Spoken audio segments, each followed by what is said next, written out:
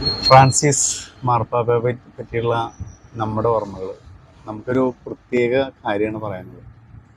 നമ്മൾ ഒരു അവഗണിക്കാനാവാത്ത സത്യം എന്ന നമ്മുടെ പുസ്തകം, ഈ പുസ്തകം ഇംഗ്ലീഷിലും മലയാളത്തിലുമാണ് ഫസ്റ്റ് എഡിഷൻ അടിച്ചിട്ടുള്ളത്. ഇത് മാർപ്പാപ്പ വായിച്ചുള്ള പുസ്തകമാണ്.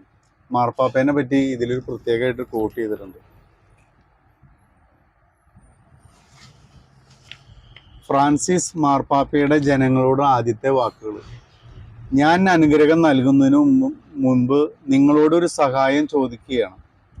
എന്നെ അനുഗ്രഹിക്കുവാൻ കർത്താവിനോട് പ്രാർത്ഥിക്കണമെന്ന് ഞാൻ നിങ്ങളോട് അപേക്ഷിക്കുകയാണ് എന്ന് പറഞ്ഞിട്ടാണ് ആദ്യത്തെ വാക്ക്. കാരണം കോടാനുകൂടി ജനങ്ങളുടെ മനസ്സ് മാർപ്പാപ്പയ്ക്ക് അനുകൂലമായിട്ട് നിൽക്കുകയാണ്. ആ ആളുകളോട് മാർപ്പാപ്പ പറയാണ്, എന്നെ അനുഗ്രഹിക്കുവാൻ നിങ്ങൾ പ്രാർത്ഥിക്കുവാൻ. അങ്ങനെ ആയിരക്കണക്കിന് ആളുകൾ മാർപ്പാപ്പയ്ക്ക് വേണ്ടി പ്രാർത്ഥിച്ചിട്ട് ആ ഒരു ശക്തി മാർപ്പാപ്പയിലേക്ക് ആവാഹിച്ചെടുക്കുകയാണ്. എന്നിട്ട് അത്രയും ആളുകളെ മാർപ്പാപ്പ അനുഗ്രഹിക്കുകയാണ്. അപ്പോൾ നമ്മുടെ അവഗണിക്കാനാവാത്ത സത്യം എന്ന പുസ്തകത്തിൽ മനുഷ്യൻ്റെ ചിന്ത, ഈ ചിന്ത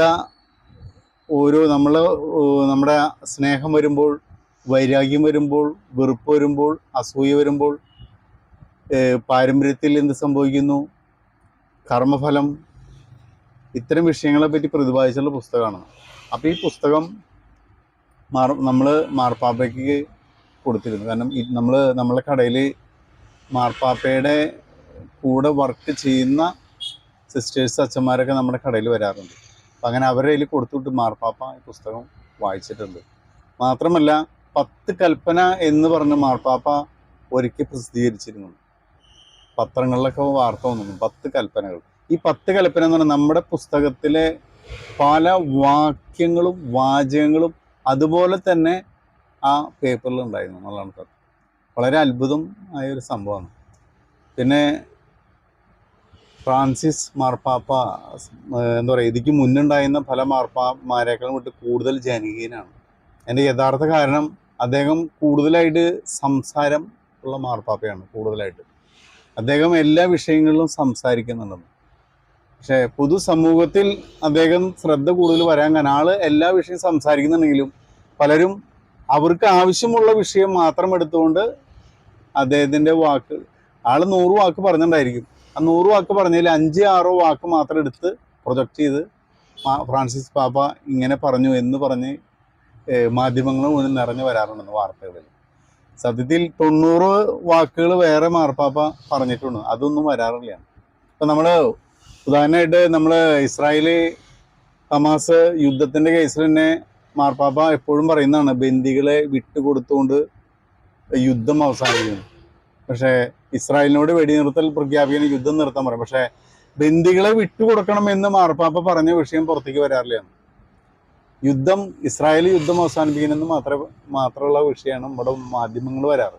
അപ്പോൾ എപ്പോഴും മാർപ്പാപ്പ പൊതുവായിട്ട് എല്ലാ വിഷയങ്ങളും അഭിപ്രായം പറയുമ്പോൾ പല ആളുകളും അവരവർക്ക് വേണ്ട അഭിപ്രായങ്ങൾ മാത്രം എടുത്തുകൊണ്ട് ബാക്കി കാര്യങ്ങൾ മുഴുവൻ തമസ്കരിക്കുന്ന രീതിയിലാണ് മാർപ്പാപ്പയുടെ വാർത്തകൾ പലതും നമ്മുടെ നാട്ടിൽ വന്നുകൊണ്ടിരിക്കുന്നത്. ഈ ഒരു സത്യം ആർക്കും അറിയില്ല. പക്ഷേ മാർപ്പാപ്പ ജനകീയനാവാനുള്ള കാരണം ഇത്തരം വാർത്തകളാണ്. അപ്പോൾ നിരീശ്വരവാദികൾ അദ്ദേഹത്തിൻ്റെ വാക്കുകളിൽ നിന്ന് പലതും എടുത്ത് അവർക്ക് അനുകൂലമാവുന്ന രീതിയിൽ എടുത്ത് പറയുന്നു.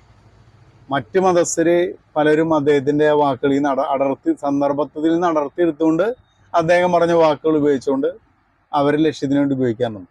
ഇതേപോലെ തന്നെ കമ്മ്യൂണിസ്റ്റ് പ്രത്യയശാസ്ത്രക്കാരും ഇത്തരം വിഷയങ്ങൾ ഉപയോഗിക്കാറുണ്ട്. ഇതേപോലെ തീവ്ര ഇസ്ലാമിസ്റ്റുകൾ, മത തീവ്രവാദികൾ, പല ആളുകളും ഈ മാർപ്പാപ്പ പറയുന്ന വിഷയങ്ങളെ അതിലെ 3-4 വാക്കുകൾ മാത്രം എടുത്തുകൊണ്ട് ബാക്കി വാക്കുകളെ വിട്ട് കളഞ്ഞുകൊണ്ട് വാർത്തയാക്കാറുണ്ട്. ഇതേപോലെ തന്നെ സഭയെ അടിക്കാനും സഭയെ പ്രഹരിക്കാനും സഭയെ തകർക്കാനും ശ്രമിക്കുന്ന വ്യക്തികളും മാർപ്പാപ്പയുടെ വാക്കുകൾ എടുത്തുകൊണ്ട്, മാർപ്പാപ്പ പറയുന്ന 100 വാക്കുകളിൽ 5-6 വാക്ക് എടുത്തുകൊണ്ട് ബാക്കി വാക്കുകൾ മുഴുവനും വിസ്മരിച്ചുകൊണ്ട് പുറത്തേക്ക് വരാറുണ്ട്. അതുകൊണ്ട് മാർപ്പാപ്പ ഒരു ജനകീയനാണ്. എന്താ പറയുക, സാധാരണ മറ്റുള്ള മുൻ മാർപ്പാപ്പമാരെ വിട്ട് കൂടുതൽ ജനപ്രിയ ഒരു മാർപ്പാപ്പയാണ്. അദ്ദേഹത്തിന് പ്രായം വർദ്ധിച്ചു, പ്രായത്തിൻ്റെതായുള്ള ബുദ്ധിമുട്ടും കാര്യങ്ങളുള്ളതുകൊണ്ട് നമുക്ക് വളരെ പ്രയാസമായിരുന്നു. കാരണം നമ്മുടെ ചിന്തകളോടും നമ്മുടെ ആശയങ്ങളോടും ഒക്കെ വളരെ അടുപ്പമുള്ളൊരു വ്യക്തിയായിട്ടാണ് നമുക്ക് തോന്നിയിട്ടുള്ളത്. പൊതുവെ സ്നേഹം ഒന്നാം സ്ഥാനം കൽപ്പിക്കുന്ന ഒരു വ്യക്തിയായിട്ടാണ് ആളുടെ എല്ലാ പെരുമാറ്റത്തിലും കാര്യങ്ങളും തോന്നിയിട്ടുള്ളത്. അതുകൊണ്ട് നമുക്ക് അദ്ദേഹത്തിൻ്റെ എല്ലാ സംസാരങ്ങളും പ്രസംഗങ്ങളും നമ്മൾ വരികൾക്കിടയിലൂടെ നമ്മൾ വായിച്ച് കാര്യങ്ങൾ മനസ്സിലാക്കാറുണ്ട്. എന്തെങ്കിലും ഇനിയുള്ള കാലവും അദ്ദേഹം നൽകിയ സംഭാവനകൾ ലോകം ഓർമ്മിക്കപ്പെടും. എല്ലാ കാലത്തും അദ്ദേഹം ഓർമ്മിക്കപ്പെടുന്ന ഒരു വ്യക്തിയായിട്ട് നിലനിൽക്കും എന്നൊക്കെയാണ് വ്യക്തിപരമായിട്ട് നമുക്ക് തോന്നുന്ന അഭിപ്രായം. അപ്പോൾ അദ്ദേഹത്തിൻ്റെ ആത്മാവിനെ എന്താ പറയുക, സ്വർഗസന്നിധിയിൽ സന്തോഷമായി ഇരിക്കുന്നു എന്ന് വിശ്വസിച്ചുകൊണ്ട് പ്രത്യേകം വളരെ അദ്ദേഹത്തിൻ്റെ ഇത്രയും കാലത്തെ പ്രവർത്തനത്തോടും പ്രത്യേകം നന്ദിയും സ്നേഹവും പ്രത്യേകം അറിയിക്കുന്നു. എല്ലാവർക്കും ഇതൊരു പ്രചോദനമായി മാറട്ടെ. ഇനി വരുന്ന മാർപ്പാപ്പമാർക്കും പുതിയ എന്താ പറയുക സഭയുടെ അധികാരികൾക്കും ഈ മാർപ്പാപ്പ ഒരു പ്രചോദനമായി ഒരു വഴികാട്ടിയായി മാറട്ടെ എന്ന് പ്രത്യേകം ഞാൻ ആശംസിക്കുന്നു. ഓക്കെ.